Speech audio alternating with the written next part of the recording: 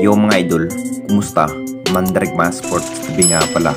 Ating pag-usapan, Barangay Nibra, bagong forward ni Coach Tim at Chito Victolero may sinabi sa kupunan ng Barangay Nibra. Pero bago na nga yan, kung bago na sa aking channel, huwag mong kalimutan mag-subscribe at i-click ang notification bell para like ang updated sa latest upload pa natin. Pero ating talakayin, una natin pag-usapan. So mamayang 6pm na nga ang laban sa pamamagitan nga ng Manila Clasico at Barangay Nibra sa Best of 3 Series sa quarterfinals mga idol. Talagang sabik na nga ang lahat sa pinikitang bawat laban nga sa playoffs mga idol. Ito na rin ang kinahihintay ng ating Barangay Nibra na bawiin nga ang nakuwang talo sa ibang kupunan. Siguradong sa Magnolia Chiquitiplados nga ang gustong makuha nga ng Barangay Nibra ang panalo sa quarterfinals. Talagang bakbakan na nga ito kung sino nga ang makakapasok sa semifinals. Pinaghahanda na nga ni Coach Tim. Ang bagong forward ay walang iba kundi si David Morel mga idol. Alam na nating lahat, hindi pa rin masyadong ginagamit nga si David Morel sa bawat laban nga ng Barangay Nibra dahil hindi pa rin masyadong kabisado nga ni David Morel ang bawat roles nga sa kupunan ni Coach Tim. At dito na nga sa quarterfinals, ibubuhos nga ni David Morel kung karapat dapat pa nga ba ito bilang forward. Nakita naman nating lahat mga idol na may potensyal nga sa bindid area.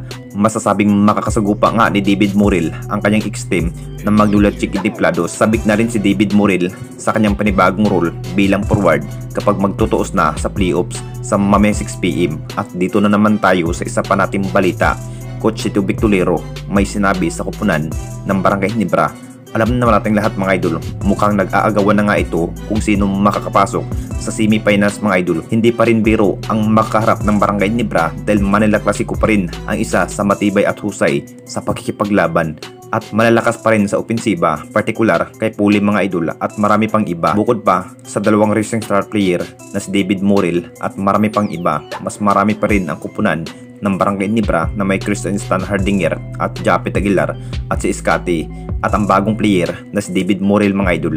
Talagang dito na rin sa quarterfinals, masusubukan nga ang kupunan ng Barangay Nibra kung karapat dapat pa nga ba ito makakapasok sa semifinals. Ito na rin ang kinahihintay ni Coach Tim mga idol na makamit nga ang kampyonato sa ating liga. Matapos mahigit isang taon na nga ang nakakalipas, nakuha nga ang kampyonato sa Governors Cup ng Barangay Nibra. May sinabi na nga ang coach na Magnolia Hotshot mga idol na si Coach Chito.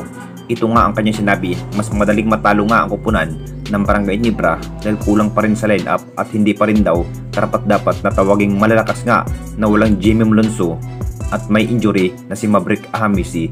Posibleng diskarte nga ang Magnolia Hotshot kay Puli mga idol. Siya na nga ang magdadala sa opensiba.